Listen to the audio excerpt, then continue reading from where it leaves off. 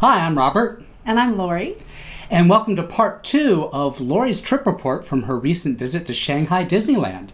When we left off last time, we were going to talk about your trip on what we voted the best new attraction in the world this year, Pirates of the Caribbean, Battle for the Sunken Treasure.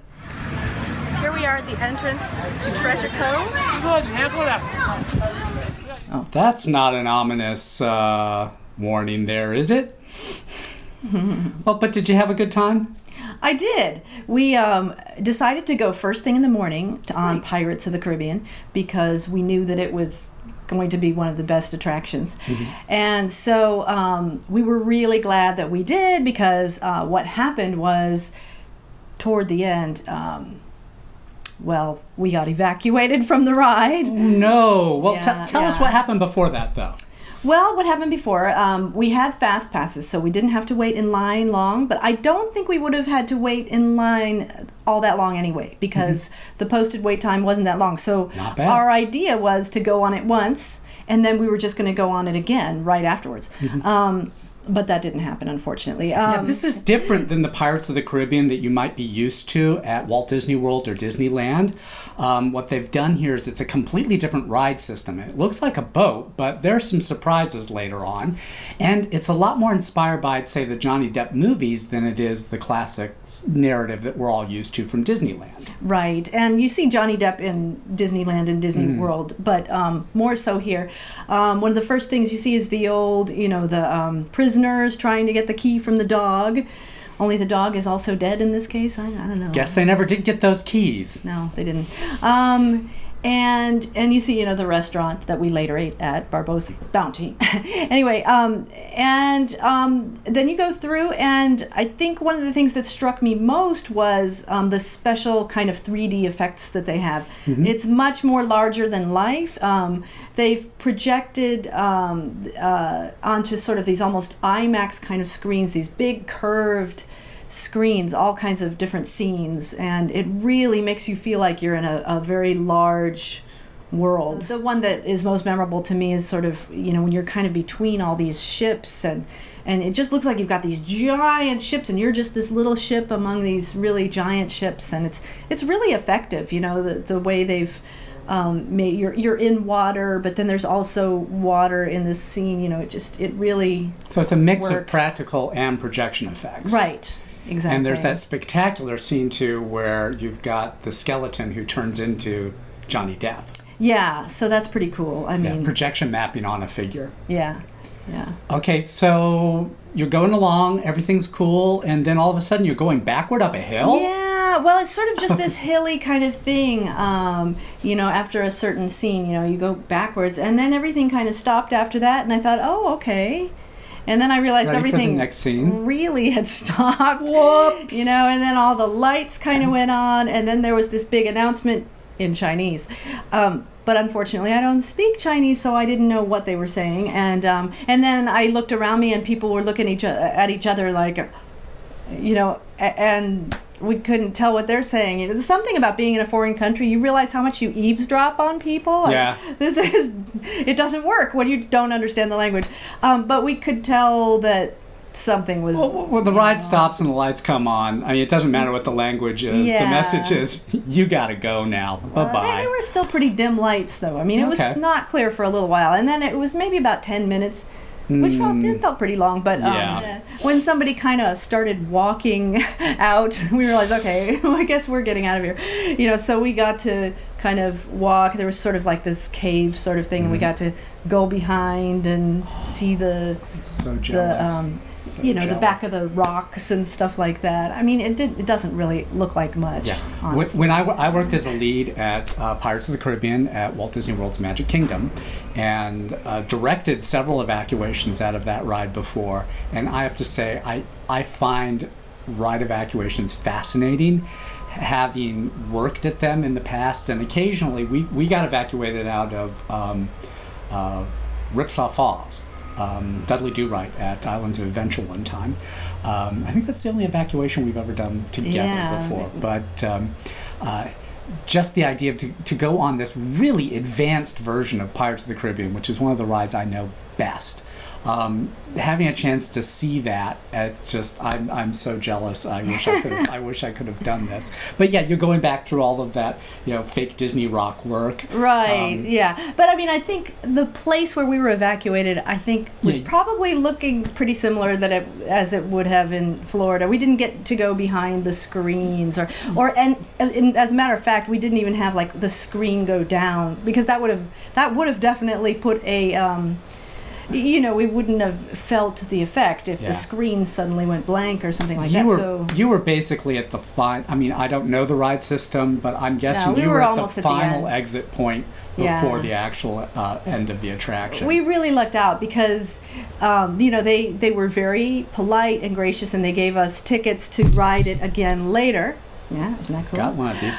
Now, the bad news is, you still have this. Right, because we didn't get to ride it later, and they said it was technical difficulties.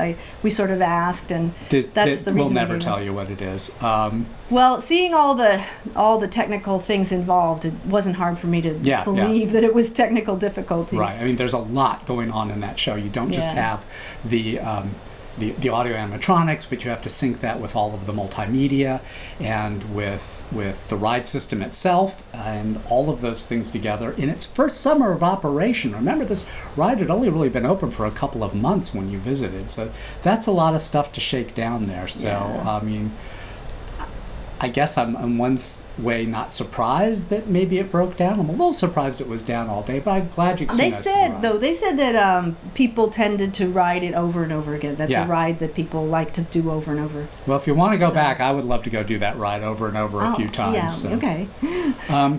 But let's talk about some of the other attractions that you went on over there. Right.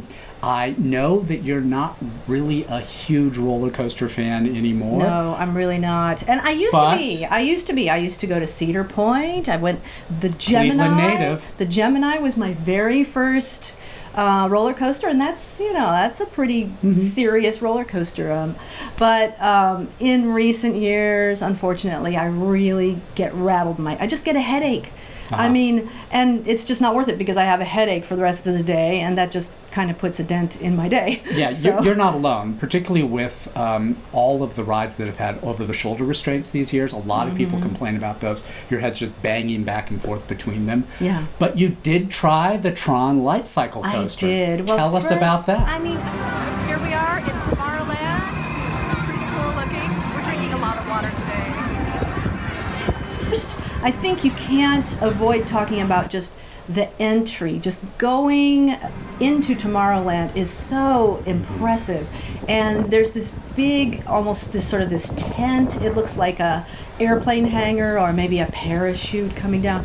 But it just draws you in that direction. It's so larger than life. And you're on this sort of elevated walkway, and you're just like, wow, I want to see what that is. And then you start approaching it, and you hear the roller coaster, and then the roller coaster kind of goes outside and inside, so you can see it kind of coming around. So we were just, drawn to that. We just kind of didn't even think. We just walked towards it. And then we got there, and then they have, out in front, they have examples of what the ride restraint system is. And there you are on the bike. To me, it was both comforting that there was nothing that would shake my head, but also a little worrisome because it looks like, well, wow, I guess you just hang on this like motorcycle. I realized, they sort of strap in your legs, and then you do have something on your back, although alarmingly it doesn't really seem like it clamps down, and it's kind of controlled. It's controlled by your hands. You have to pull in for it to go down. Yeah. And my assumption is that if something really extreme were to happen, it would tighten like a seatbelt, kind of. Yeah, like in a car. Like in a car. Click, yeah. But it's pretty loose on your back. But I thought, I maybe I can do this because my head won't bang around. Yeah. So, they had lockers, and you had to put everything in a locker, so we did.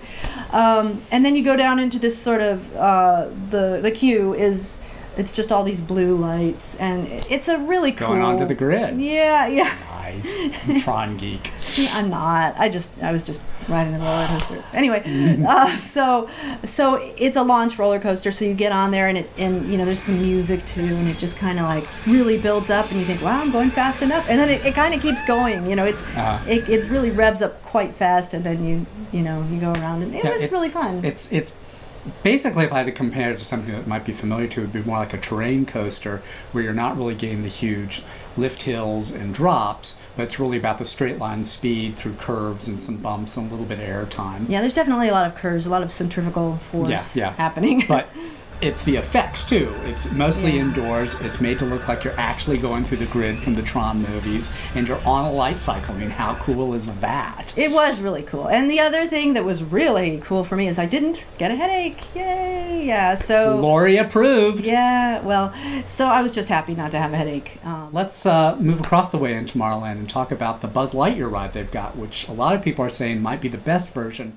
So, Buzz Lightyear, I have to say that when it comes to the Buzz Lightyear ride, I am pretty much incompetent. I always get a really sadly low score. I mean, it's like pathetic. I mean, my kids have been beating me at this thing since they were like 4 years old. It is so sad. And I don't know, well, you're making faces. Anyway, I think it just has to do with, I'm left-handed. I don't know if that has anything to do with it, but I aim it, and I just kind of don't know where it's going. So you can't see the little red dot? I can maybe see the red dot, but is it my dot? Is it somebody else's dot? Okay, that's fair. Where is it going? So this one, though, you can see the entire laser. You see the whole line. And so, like, wow, I can actually see what's going on. So I want to see that. Yeah, it's pretty cool. So, I could find that little target and keep going on it. So I got sort of I wouldn't call it a high score, but it was like a very honorable score. At the end so they tell you, I'm not even sure. I think it was like 600,000. 600? Right. That's good. 600,000, right? Yeah. Yeah, it wasn't bad. It was like, that's good. It wasn't for like... a first time? Well, yeah, but it's not my first time. I've been on the other Buzz rides like a million times, so I know what I'm supposed to aim for. Okay, yeah, you're aiming for Zurg. Right, and the little Zurgs get you more, the little Z's get you more than the big Z's. I mean, I know that. So, and I also know that you can just go over and over and over. If you get on a little one, you can just keep going on it.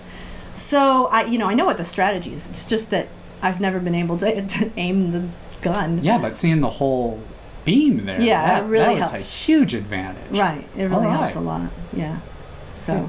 So what were some of the other ride highlights in the park that you got to experience? Yeah, well, let's see. We went on the train ride. What is that called? The Seven Dwarfs Mine Train. Mine Train. Yeah, and we really liked that. That's a really cute ride. It's fast and it's fun, but it's not too fast, and it doesn't hurt my head. And and one of the people that I was with, I had two friends with me, and one of them at the end of the day when we were saying, well, what was your favorite thing? That was his favorite thing. Yeah. So now here's the caveat on that. How long did you wait for Seven Dwarfs Mine Train? So we didn't wait very long. We had fast passes for that as well. Okay. Yeah, that in itself is an accomplishment. That's true. And again, though, the waits were not terrible. Yeah. Yeah. Okay, so if you really want to get on Seven Dwarfs Mine Train without the big wait, fly to Shanghai. There's our tip for the day. You went on the new Soarin'.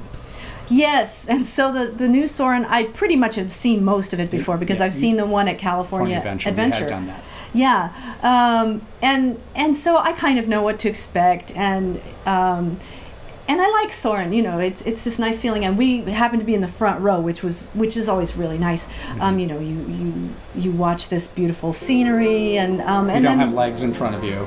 No legs in front of you, yeah, and so you see these scenes from all over the world, and then there's some special effect that kind of like blows it up, and you end up in another part of the world. So you're at the Taj Mahal, and then you're in the African Sahara.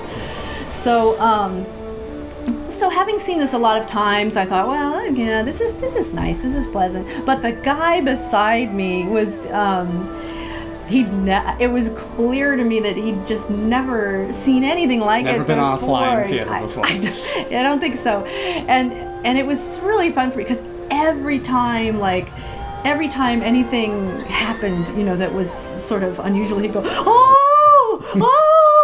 and he was just so thrilled. You don't need to speak Chinese to know what that means.